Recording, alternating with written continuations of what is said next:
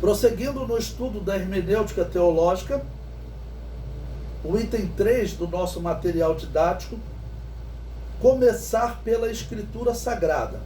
Bem, quando nós estamos explicando as questões religiosas, questões do cristianismo, as questões ligadas à salvação, vamos colocar como fundamento a Bíblia Sagrada.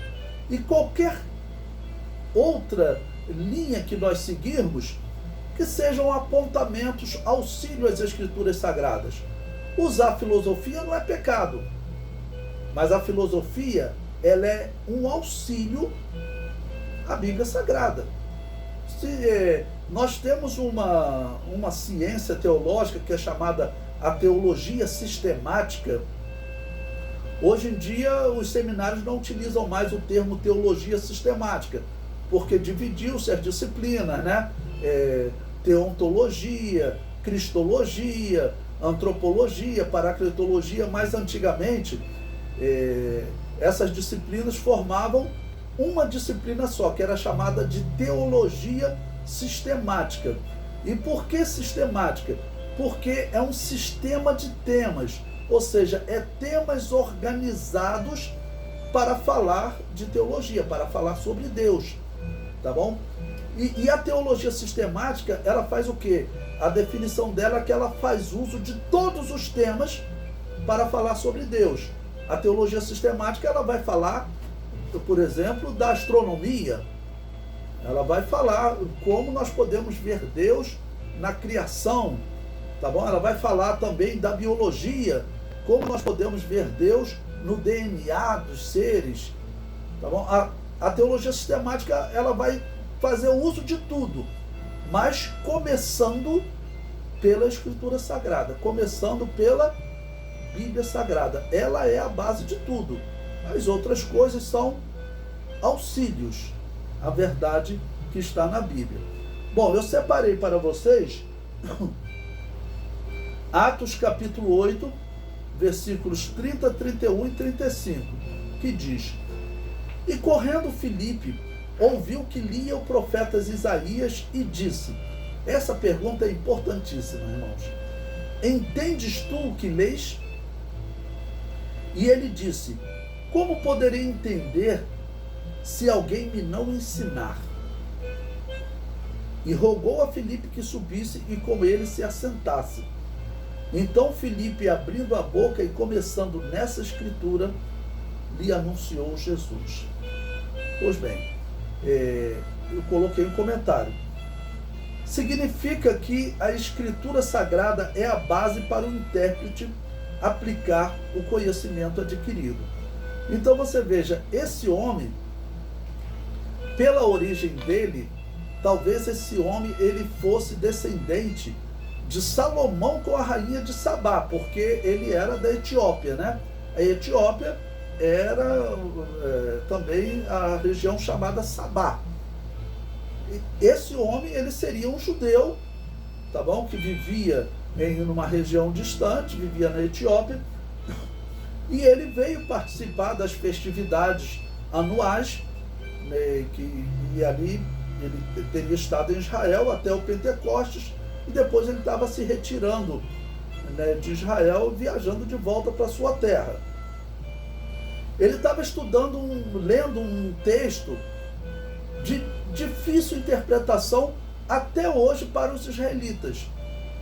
Os israelitas, quando leem esse texto, Isaías 53, que ele estava lendo, depois vocês leiam o contexto, né? Isso é fundamental para vocês interpretarem e entenderem o que eu estou falando. Isaías 53, ele fala do sofrimento do Messias, mas os israelitas, eles não entendem assim.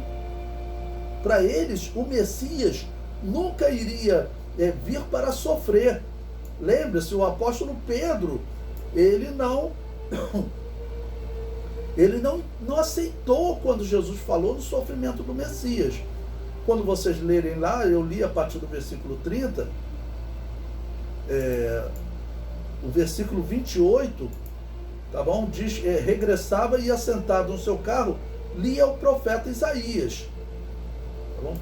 Então, quer dizer, esse homem, ele tinha alguma habilidade nas escrituras, só que aquele era um problema de entendimento para os israelitas. A questão do entendimento sobre o propósito da vinda do Messias e como ele salvaria os judeus. Eles só pensavam em salvar da escravidão natural. E a simbologia que havia no Messias, quando eles estudavam, por exemplo, sobre o Cordeiro Pascal, eles tinham que saber, o Cordeiro Pascal, ele era um símbolo da salvação dos judeus. Por isso, ele foi morto lá ainda no Egito. Ok? Lá a Páscoa e o sangue do Cordeiro foi utilizado para livrar eles da morte. Ali estava sendo instituída uma simbologia. Essa simbologia apontava para Jesus Cristo. Por isso, a Páscoa era o primeiro dos chamados 7 tempos determinados por Deus, que algumas Bíblias traduzem por festas. Principalmente 2 delas haviam festas, nas primícias e no Pentecostes, né? E também na festa da colheita, que era a festa das trombetas, a Rosh Hashanah. Haviam festas, mas as 7 eram 7 em hebraico Moadim, que se traduz por tempos determinados. Eles tinham que olhar para aquela simbologia e entender que aqueles eram tempos determinados entre eles, para eles entenderem quando que o Messias seria morto. E veja como era difícil para os israelitas entenderem isso. Eles não aceitavam a morte do Messias, mas a salvação deles foi determinada em um cordeiro morto para salvar eles ali no Egito, do anjo da morte, para que eles não morressem. Então o Messias também viria para morrer e livrá-los da escravidão espiritual, porque eles tinham 2 tipos de escravidão: a escravidão física para os romanos e a escravidão espiritual para Satanás. Então o Messias vinha primeiro para livrá-los da escravidão espiritual. Eles não olhavam para isso, né? Eles chegaram ao ponto de dizer para Jesus: olha, nós somos filhos de Abraão e nunca servimos a ninguém, nunca fomos escravos de ninguém. É claro que foram escravos, e eram duplamente escravos. Então João Batista, ele era um homem que ele entendia, até certamente pela revelação de Deus, mas pela interpretação das Escrituras, ele entendia que Jesus vinha para morrer. Porque o título que ele usa para Jesus, eis o Cordeiro de Deus que tira o pecado do mundo. Como é que o Cordeiro, né, tirava o pecado das pessoas, dos israelitas lá no Egito, e depois nas outras Páscoas que eles celebraram? Derramando o seu sangue. Eu vi certa vez um pregador falar de João Batista como se João Batista fosse uma pessoa simples, igual o apóstolo Pedro. A possibilidade desse homem estar errada é de 99,99%, isso para não dizer logo de 100%, porque eu evito falar de 100%, né? Mas João Batista, ele como sacerdote, sendo preparado para ser um sacerdote, e como homem cheio do Espírito de Deus, eu digo o seguinte: muito provavelmente, se João Batista fosse debater com Saulo de Tarso, ele arrebentava com Saulo de Tarso, porque ele era mais bem preparado nas Escrituras do que Saulo de Tarso, porque ele era preparado desde o princípio, desde a infância, para ser sacerdote, e eles tinham que ter um conhecimento profundo das Escrituras. Ah, pastor Levi, mas nos dias do Novo Testamento os sacerdotes não estavam nem aí para as Escrituras. Alguns, você pode até dizer que eram muitos, mas João Batista, ele, como a Bíblia descreve, que ele era cheio do Espírito de Deus desde o ventre da sua mãe, quando ele começou a estudar as Sagradas Letras, começou a ser alfabetizado, e para ser sacerdote ele já estava estudando as Escrituras desde o princípio, ele talvez fosse o homem de maior conhecimento das Escrituras nos dias do Novo Testamento. Por isso é que ele morreu antes, né? Talvez ele nunca encontrou com Saulo de Tarso, mas se algum dia se encontrassem no templo, ou no sinédrio, ou em algum lugar, e tivesse que debater algum assunto, o mais provável é que João Batista, homem que tinha que ser preparado para ser sacerdote, tinha que estudar a Bíblia. E era só isso. A família dos sacerdotes não fazia outros trabalhos, eles faziam isso. E ele, cheio do Espírito de Deus, ele devia conhecer muito. Por isso ele já chega dizendo, olha, esse homem vai morrer. É por isso que ele diz, eis o Cordeiro de Deus que tira o pecado do mundo. Aqueles que ouviram isso, era para eles fazerem o quê? Bom, vamos interpretar corretamente o que João Batista está dizendo. O que significa isso? Cordeiro, a morte do Cordeiro, está voltando para o Cordeiro Pascal. Se ele, bom, vamos abrir lá no livro de Êxodo capítulo 12, né? E vamos estudar sobre o Cordeiro Pascal. Quando eles observavam o Antigo Testamento, eles observavam que passaram-se 4.000 anos, aproximadamente, de Adão até os dias de João Batista e de Jesus. E quando eles abriam lá no livro de Êxodo, o Cordeiro Pascal tinha que ficar sendo preparado por 4 dias. 4 dias de Deus são 4.000 anos. Então, João Batista estava dizendo, olha, os 4 dias de Deus se cumpriram, o Cordeiro de Deus chegou. Era isso que João Batista estava dizendo. Né? E, claro, toda outra simbologia de salvá-los, mas está ligado a um derramamento de sangue.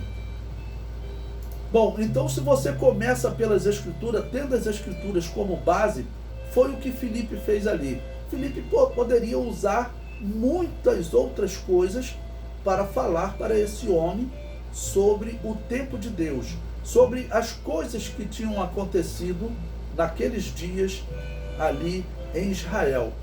Ele pode ter usado muitos elementos, como o Salmo 19 fala, né, que tudo sem linguagem, sem fala, os astros, toda a natureza, ela glorifica a Deus, ela fala de Deus.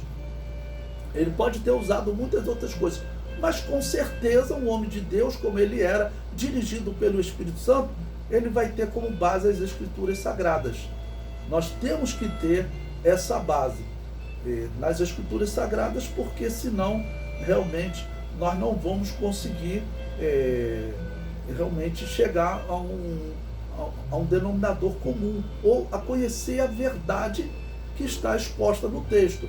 E sempre dizendo, tem algumas pessoas que falam, a Bíblia é simples. Existem alguns temas que são simples na Bíblia. Você pregar, como alguns dizem, que Jesus salva, cura e liberta, isso daí é simples. Mas existem doutrinas na Bíblia de como você realmente receber a salvação de Jesus, que não é simples. Que não é simples, por isso que eu usei aquele exemplo.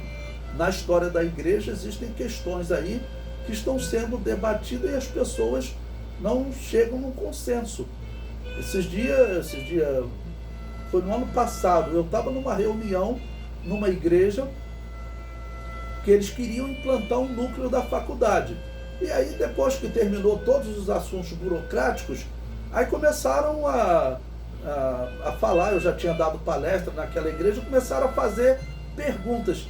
E eu fiquei espantado com a pergunta que um pastor me fez, o que eu achava do batismo infantil, porque ele disse que ele não achava assim um absurdo a pessoa batizar a criança, que ele não achava heresia.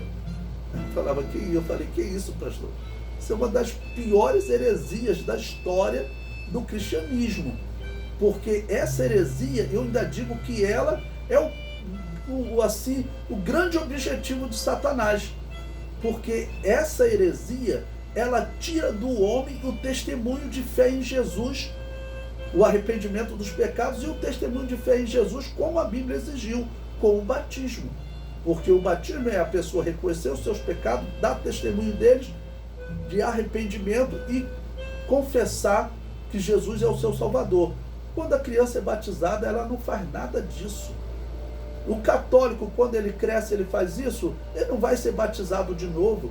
É por isso que a Assembleia de Deus, quando ela recebe as pessoas dessas igrejas católica, presbiteriana, luterana, a Assembleia de Deus batiza essas pessoas. Alguns ainda dizem, nós rebatizamos. Na história da igreja, nós não rebatizamos. A igreja católica nos chamava de anabatistas, rebatizadores. Não, nós não rebatizamos, porque batismo infantil não existe, batismo infantil não vale. Então, isso, pastor, eu falei para ele, é uma grande heresia. A igreja tem que tomar cuidado com essa heresia, porque ela surgiu, né, entre os bispos pagãos, que durante as perseguições do Império Romano, lá no ano 250, foi o pastor, era um pastor chamado Filipe, né, que depois eles chamaram de Papa, Filipe II. Durante a perseguição, ele foi trabalhar no culto pagão para não morrer, e de lá ele adotou as consagrações de crianças, porque na igreja não existia, né? E eles já tinham adotado o incenso, né, que na igreja não existia. Então tudo isso aí faz parte de uma sequência pagã, né? Então é importante você ter a Bíblia como base.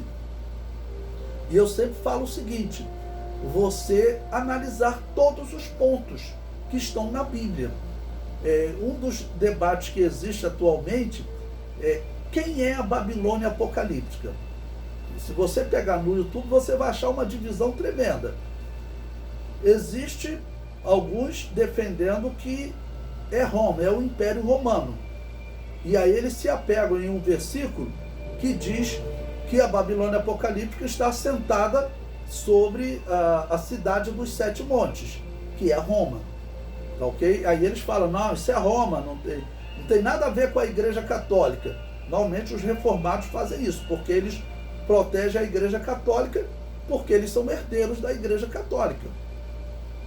Se ficar provado que a Igreja Católica é a Babilônia apocalíptica, quem são os reformados? É só um grupo que tentou reformar a Babilônia apocalíptica, o que é impossível. Um outro diz que é Jerusalém, porque Jerusalém na Bíblia é chamada em alguns momentos de prostituta. E ele pegou essa semelhança de palavra e disse que é Jerusalém.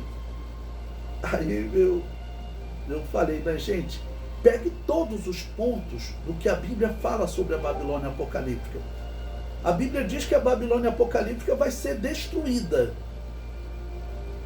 Diz que a fumaça do incêndio que é feito nela vai pela eternidade, que ela é destruída.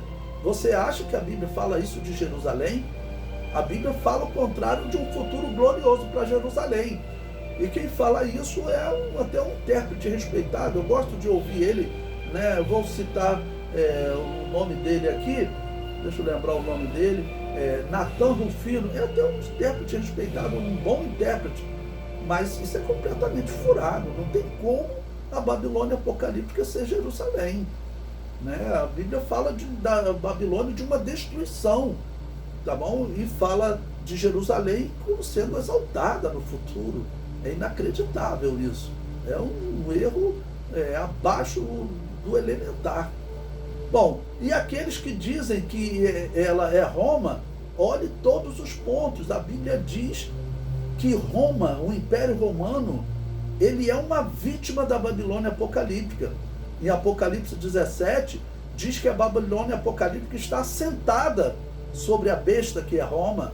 Então, a besta é uma vítima da Babilônia, porque o Império Babilônico que ainda existe, ele é uma vítima da Igreja Católica. Olha, isso combina.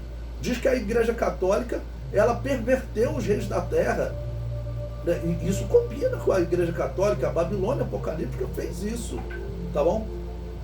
E pior, diz que a besta, ela vai entrar em guerra com a Babilônia apocalíptica. Então a besta não pode ser a Babilônia apocalíptica.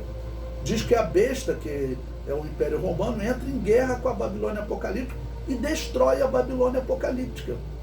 Então ela não pode ser o Império Romano, não pode ser a besta. A besta é uma vítima dela, só que depois essa vítima, essa besta, destrói ela. E não pode ser Jerusalém também. A Babilônia Apocalipse é, sem dúvida, a Igreja Católica. Por que que as pessoas chegam? Se você olha em pontos tão fáceis no Apocalipse, mas existem 3, 4 pontos fundamentais para você interpretar a Babilônia Apocalíptica. O indivíduo chega e olha só para um ponto. Então, nesse texto que nós estamos analisando, Israel até hoje diz que esse servo sofredor de Isaías 53, que ele, na verdade, não é o Messias. Diz que ele, na verdade, é o próprio profeta Isaías. Mas abre lá, quando você lê Isaías 53, diz que ele leva os pecados, ou seja, ele tira os pecados das pessoas. Diz que ele justificará muitos, está no versículo 11. Então, Filipe deve ter falado, olha, disseram para você que é o profeta Isaías, né? Mas isso está errado. Por quê? Na época não existia versículo, tá ok? Mas vamos dizer, só para poder ilustrar. Veja aí o versículo 11. O trabalho da sua alma ele verá e ficará satisfeito com o seu conhecimento. O meu servo, o justo, justificará muitos, porque as iniquidades deles levará sobre si. Quem é que leva a iniquidade? É o animal morto. Lá na Páscoa, ele que leva a iniquidade da nação, como foi lá no Egito. Então Isaías não levou a iniquidade de ninguém. Isaías precisava que alguém levasse a iniquidade dele. Tá bom? Então, isso tá errado. Ok? E veja, o versículo 12 diz que porquanto ele derramou a sua alma na morte e foi contado com os transgressores. Você ficou sabendo o que aconteceu há pouco tempo, na última Páscoa? Foi morto um homem, assim como estava profetizado. Esse homem, ele levou a transgressão de todos nós. E foi testemunhado por todos nós que ele morreu na mesma hora do Cordeiro Pascal, na hora 9, nas 3 horas da tarde. Então, esse texto não pode estar falando de Isaías. Isso aqui se cumpriu nos nossos dias. Então, olhando todos os pontos, né? Olhe todo o ponto de Isaías 53, ok? Não dá para dizer que é um homem. Retorne, vamos dizendo, não tem versículo lá, mas vamos dizer, Filipe diria para ele, retorne agora aqui no versículo 5, né? Mas ele foi ferido pelas nossas transgressões e moído pelas nossas iniquidades. O castigo que nos traz a paz estava sobre ele, e pelas suas pisaduras fomos sarados. Você acha que Isaías tem capacidade de sarar alguém? Você acha que Isaías tem capacidade de levar, tirar, limpar as iniquidades de alguém? De jeito nenhum. Volte no versículo 4. Verdadeiramente ele tomou sobre si as nossas enfermidades e as nossas dores levou sobre si, e nós o reputamos por aflito, ferido de Deus e oprimido. Né? De quem ele está falando? Esse não pode ser Isaías. Isaías, ele não levou as nossas enfermidades espirituais. Ou seja, é pegar todos os pontos do texto. E claro, eu usei, né, não sei se Filipe usou, mas pode ter usado, comparado com as simbologias que ligava a Jesus, que João Batista pregou. A Bíblia relata ali algumas pregações, uma pregação de João Batista, outra, uma no momento do batismo, outra em outro dia, que ele vê Jesus passando, e aí diz, eis o Cordeiro de Deus que tira o pecado do mundo. Mas certamente teve muitas outras pregações de João Batista, quando as pessoas se aproximavam dele, e outros momentos que os seus discípulos o tenham questionado. E certamente João Batista usava todos os pontos do Antigo Testamento possíveis para poder elucidar os israelitas, né? Porque realmente não tem como nós usarmos só um ponto quando a questão envolve 3, 4, 5 pontos que são fundamentais para a interpretação. Lembre-se daquele exemplo que eu contei para vocês. Uma irmã que disse que o pastor dela ensinou para ela lá na Bahia que Adão e Eva, antes do pecado, antes de comerem da árvore da ciência do bem e do mal, não tinham relação sexual porque eles eram puros. Ele olhou para um ponto, achando que a pureza especial que eles tinham iria fazer com que eles não tivessem relação sexual. Porém, Deus havia dado uma ordem para eles se multiplicarem. E então, se isso fosse uma impureza, Deus teria dado uma ordem para eles cometerem impureza. Isso ocorreu antes do pecado. Para confirmar, para que ninguém tenha dúvida, bom, vou abrir lá no livro de Gênesis, capítulo 1. Ali, quando Deus cria Adão e Eva, né? Vou aqui no versículo 26 e 27, que Deus dá a ordem, né? Façamos o homem à nossa imagem. Aí Deus criou o homem à sua imagem. Aí chega no versículo 28. E Deus os abençoou e Deus lhes disse: frutificai e multiplicai-vos e enchei a terra. Ué, o que Deus está dizendo? Para eles terem relação sexual. Então não olhe só um ponto. Olhe todos os pontos que envolvem a questão. E se fosse uma impureza, ainda hoje os casais cristãos estariam puros quando tivesse uma relação sexual. Isso não existe. Mas aí ela seguiu o pensamento do pastor que disse: não abandone o conhecimento que você adquiriu.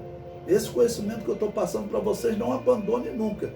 Mas o homem passou um conhecimento errado, porque ele não analisou todos os pontos.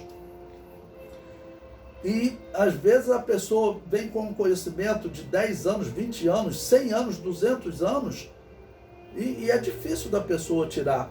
Eu cito como exemplo o rei Asa, que a Bíblia diz que foi um bom rei, fez tudo certo diante de Deus, e diz: só os altos não se tiraram. A Bíblia não diz por que ele não tirou os altos. Porém, podemos aí colocar algumas hipóteses. Uma delas dizendo assim: rei Asa, quem é você? Isso aí foi instituído pelo grande rei Salomão. Você chegou agora, isso aí está aí há décadas.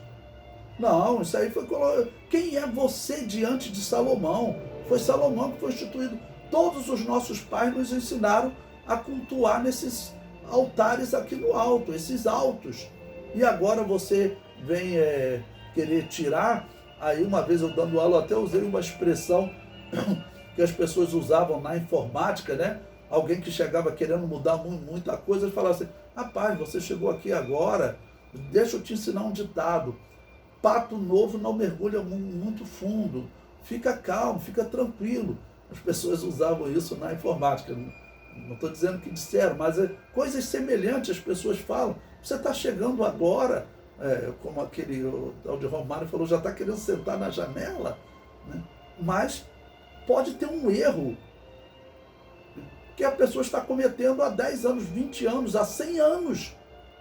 Aquilo estava errado. E às vezes a pessoa pode chegar no ônibus agora, mas ela tem que ser uma pessoa competente para sentar lá na direção. Não é só sentar na janela, não. Como é que está esse ônibus? E esse ônibus estava sendo dirigido pelos sacerdotes obedientes a Herodes. Bom, então vocês ficam tudo aí no banco, porque eu vou dirigir esse ônibus. Era o que eu diria, é o que um cristão tem que dizer. Porque esses sacerdotes, tá bom? Eles vão ter que sentar para aprender. O que serão os rabinos durante o milênio? Preste atenção. Jesus arrebata a igreja. Os conhecedores das Escrituras, que estão vivendo corretamente, foram levados. Aí ficaram os hereges aqui. Os judeus ficam, porque, claro, eles não são cristãos, não acreditam em Jesus, mas, segundo a profecia, durante a grande tribulação, eles acreditam em Jesus, creem em Jesus, e como está escrito, por fim todo Israel será salvo.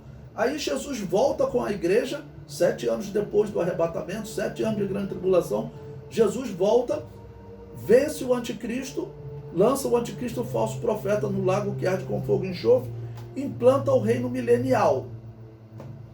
Os judeus que acabaram de se converter, eles são novos convertidos. Eles têm que aprender a verdade do Evangelho. Então nós cristãos, vamos assim dizer, nós vamos entrar nesse ônibus, pegando essa ilustração, vamos entrar nesse ônibus e vamos falar para todos os rabinos e para todos os judeus, olha, sentem aí porque nós vamos dirigir esse ônibus. Nós vamos explicar a vocês a verdade do Evangelho, né? Porque vocês estão interpretando tudo errado. Porque hoje, entre os judeus, existe espiritismo. A Cabala é um espiritismo judaico. O fundador da Cabala, um dos fundadores, né, o Rabino Akiba, ele disse que Deus lhe deu uma autorização para ele falar com os mortos. Deus abriu uma exceção para ele, né? E está aí o espiritismo judaico. Nós vamos ter que tirar isso tudo deles. Então, vamos entrar no ônibus e vamos sentar na direção do ônibus, né? Enquanto eles vão ter que ficar sentados ali nos bancos, ou na janela, ou no corredor, o que for, para eles poderem aprender.